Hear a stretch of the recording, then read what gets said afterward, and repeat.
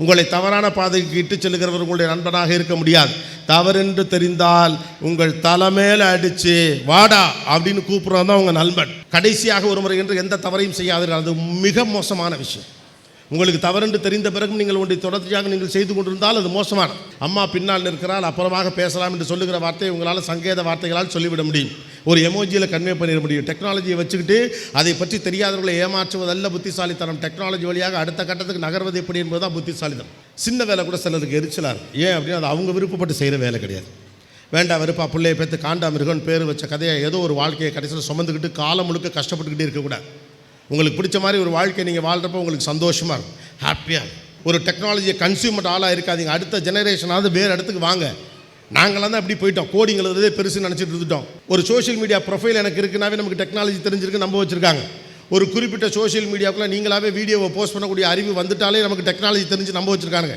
இப்படி தான் ரொம்ப காலமாக நம்ம நம்ப வச்சு ஏமாற்றிக்கிட்டு இருக்காங்க. பொருட்களை வாங்கி சேர்ப்பதற்கான பொருளாதாரம் வந்து வருவதால் நம்ம பணக்காரர் கிடையாது. உலகம் முழுக்க நாம் தயாரித்த பொருட்களை வாங்குவதற்கு வரிசையில் நிற்கிற நாள் வருகிற போது தான் நாம் பணக்காரர். The world have to wait for our own products. தவறு என்று தெரிந்த பிறகு அந்த சூழலிருந்து வெளியே வருவதற்கு ஒரு நாளும் தயங்காதீர்கள். அது யாராவது தப்பாக நினைப்பாங்க, நண்பராக இருப்பார், கவலையே படாது. உங்களை தவறான பாதைக்கு இட்டுச் செல்கிறவர் உங்களுடைய நண்பனாக இருக்க முடியாது.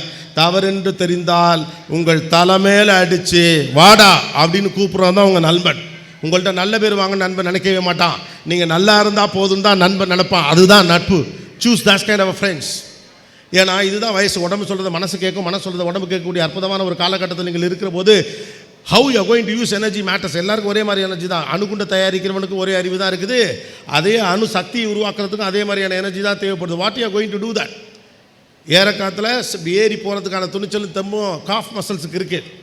உங்கள் பிரெயின் சொல்கிறத உடனே இமீடியட்டாக அதை எக்ஸிக்யூட் பண்ணுறதுக்கான உடம்பு தெம்பு இப்போ என்ன பண்ண போகிறோம் அப்படிங்கிறது தான். Don't abuse your body, don't abuse your mental strength. Mental fitness is very much important today. Don't get isolated. கடைசியாக ஒரு முறை என்று எந்த தவறையும் செய்யாதீர்கள். அது மிக மோசமான விஷயம். உங்களுக்கு தவறென்று தெரிந்த பிறகும் நீங்கள் ஒன்றை தொடர்ச்சியாக நீங்கள் செய்து கொண்டிருந்தால் அது மோசமான இல்லையா. உங்கள் மனக்குரல்னு ஒன்று இருக்கும், அதை கேளுங்க. எல்லாருக்கும் உள்ள ஒரு அலாரம் இருக்குது. வெளியிலேருந்து ஒருத்தெல்லாம் வந்து நம்மகிட்ட சொல்லணுங்கிற எந்த அவசியமும் கிடையாது.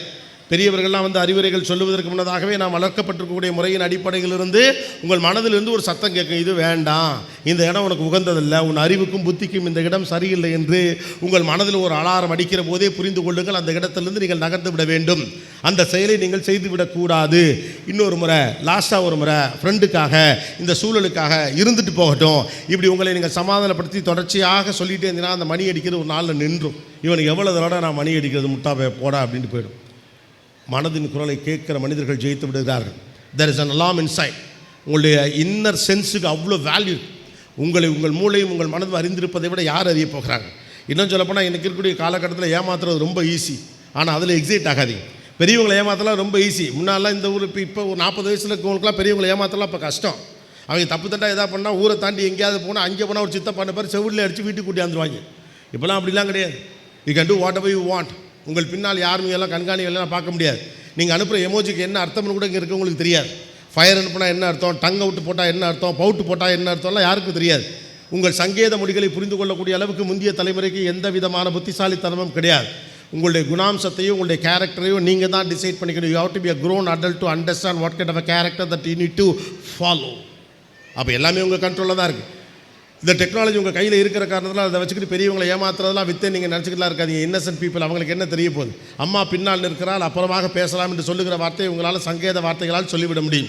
ஒரு எமோஜியில் கன்வே பண்ணிட முடியும். டெக்னாலஜியை வச்சுக்கிட்டு அதை பற்றி தெரியாதவர்களை ஏமாற்றுவதல்ல புத்திசாலித்தனம். டெக்னாலஜி வழியாக அடுத்த கட்டத்துக்கு நகர்வது எப்படி என்பது தான் புத்திசாலித்தனம். டெக்னாலஜி வரும் போகும். ஒரு காலத்தில் கம்ப்யூட்டர் வந்துச்சு, இப்போ ஏஐ வந்துச்சு, அடுத்ததாக குவாண்டம் வரப்போகுது, அதுக்கடுத்தது மெஷின் வந்து ஏதோ ஒன்று அடித்து தள்ளி என்னமோ நடக்கலாம். Anything can happen. But human is much more important. நீங்கள் ஸ்ட்ராங்காக இருக்கணும், மென்டலாகவும் ஃபிசிக்கலாகவும் ஸ்ட்ராங்காக இருக்கணும். ஒரு சமூகம் சக்ஸஸ்ஃபுல்லாக இருக்குதுங்கிறது அந்த சமூகத்துடைய இளைஞர்கள் எந்த அளவுக்கு மென்டலி ஃபிசிக்கலி ஸ்ட்ராங்காக இருக்காங்க அப்படிங்கிறது பொறுத்து தான். So don't waste your energy for a wrong things. Train your brain to attract important interesting elements. அடுத்தது மறுபடியும் சொல்கிறேன், கன்சிஸ்டன்சி. ஒரு விஷயத்தை செய்ய ஆரம்பிச்சிங்க, நல்ல விஷயத்தெல்லாம் தொடர்ச்சியாக செய்ய முயற்சி பண்ணுங்கள். பரவாயில்ல பார்த்துக்கலாம் அப்படின்னு நினச்சிக்காதீங்க. உங்களுக்கான உலகத்தை நீங்கள் உருவாக்கி விடவில்லை என்றால் யாரோ ஒரு கொடுக்கக்கூடிய வாழ்க்கையை நீங்கள் ஏற்றுக்கொண்டு வாழ வேண்டிய நெருக்கடி ஏற்படும். லைஃப்பில் ரொம்ப சந்தோஷமான விஷயம் என்ன தெரியுமா? பிடிச்சதை செய்கிறது தான். ரொம்ப சந்தோஷமான விஷயம் என்ன தெரியுமா? பிடிச்சதை செய்கிறது. நான் ஒரு போன வாரம் யூஎஸ்லேருந்து ஒரு 20 நாள் அங்கே இருந்துட்டு வேலையெல்லாம் முடிச்சுட்டு வந்தால் அப்படியே நேராக ஆப்போசிட் டைம் சாயந்தரம் 4 மணிக்கெலாம் இழுக்கும். வந்து இறங்கி 2வது நாள் நீயா நாள், ஒரு அடுத்த நாள் 2 இன்டர்வியூ, அதுக்கடுத்து மறுபடியும் நீயானா, அதுக்கடுத்து சொந்த வேலைகள், அதுக்கடுத்து நீயான ஷூட் நடந்துச்சு. நேற்று கமல் சாரோட காலையில் இன்டர்வியூ, மத்தியானம் மணிரத்னம் சாரோட இன்டர்வியூ முடிச்சுவிட்டு இன்றைக்கி காலையில் சீக்கிரம் எழுந்திரிச்சு இங்கே வந்து கிளம்பி ஒரு 1/2 மணி நேரம் தூங்கிட்டு வந்து ஒரு 10 நிமிஷம் பேசலாம்னு நினச்சேன். உங்களெல்லாம் பார்த்தவொடனே ஏதாவது பேசணும் கூடுதலாக நிறையா தோணி தொண்டை தண்ணி வத்த பேசுகிறவன் டயர்டே ஆகாது. ஏன்னா பிடிச்சதை செய்கிறேன். ஐ டூ வாட் ஐ லைக். எனக்கு பேசுகிறது பிடிக்கும். எனக்கு பேசுவதன் வழியாக கொண்டு பரிமாற்றம் செய்வது ரொம்ப பிடிக்கும். அப்போ உங்களுக்கு பிடிச்ச வாழ்க்கையை நீங்கள் வாழணும். அது வழியாகவே இருக்காது.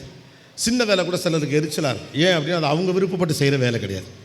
வேண்டாம் வெறுப்பா பிள்ளையை பேர்த்து காண்டாமிருகன் பேர் வச்ச கதையை ஏதோ ஒரு வாழ்க்கையை கடைசியில் சுமந்துக்கிட்டு காலம் முழுக்க கஷ்டப்பட்டுக்கிட்டே இருக்கக்கூடாது.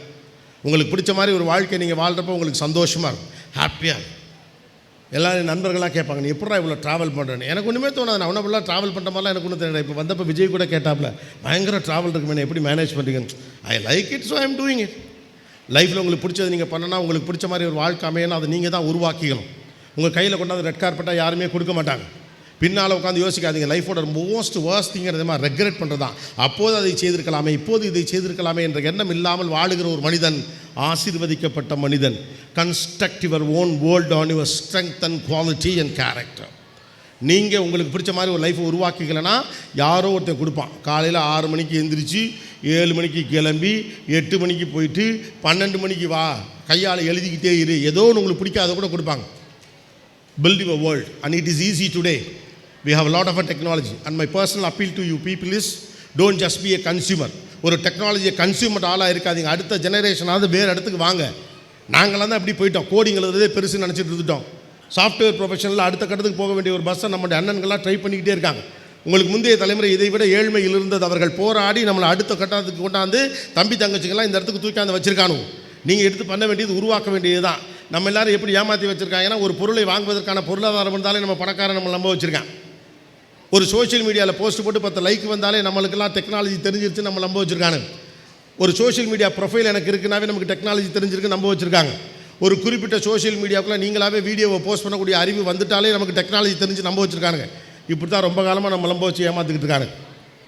பொருளை வாங்கி சேர்ப்பதற்கான பொருளாதாரம் வந்து விடுவதால் நாம் பணக்காரர் ஆகிவிட முடியாது. Being rich is different from living like rich. வேறு பணக்காரனாக இருப்பது என்பது வேறு, பணக்காரனை போல வாழ்வது என்பது வேறு. பணக்காரனை போல நம்ம எல்லாரையும் காட்டி நம்மளை பணக்காரன் நம்ப வச்சுருக்காங்க கிடையாது. பொருட்களை வாங்கி சேர்ப்பதற்கான பொருளாதாரம் வந்து வருவதால் நாம் பணக்காரர் கிடையாது.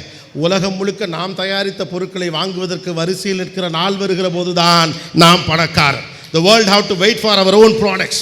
அது சாஃப்ட்வேராக இருக்கலாம், ஆர்டிஃபிஷியல் இன்டெலிஜென்ஸ் இருக்கலாம், ஃபிசிக்கல் ப்ராடக்டாக இருக்கலாம், வாட் எவர் இட் மேபி. நமக்கு நம்முடைய வேல்யூ தெரியுறதில்ல. நம்ம செய்யக்கூடிய விஷயங்கள்லாம் எவ்வளோ பெரிய விஷயங்கள்னு தெரியறதே கிடையாது. உலகம் முழுக்க ஆப்பர்ச்சுனிட்டிஸும் ஐடியாஸும் ரொம்ப குறைவாக இருக்கக்கூடிய நாடுகள்லாம் போய் பாருங்கள். சாதாரண விஷயத்தை அவ்வளோ பெருசாக தூக்கி கொண்டுவானோ. நம்மகிட்ட அவ்வளோ ஐடியா இருக்குது. நம்ம அம்மாக்கள் கையில் ஒவ்வொருத்தரையும் ஒவ்வொரு ரெசிபி இருக்குது. இன்றைக்கி நான் மத்தியானம் வந்து என் ஃப்ரெண்டோட வீட்டில் சாப்பிட்டு வந்தேன். இந்த பகுதிகளில் தான் நிறைய பேர் மீடியாவில் இருப்பாங்க, அது தெரியல. அதுக்கு தினத்தந்தி முக்கியமான காரணம்.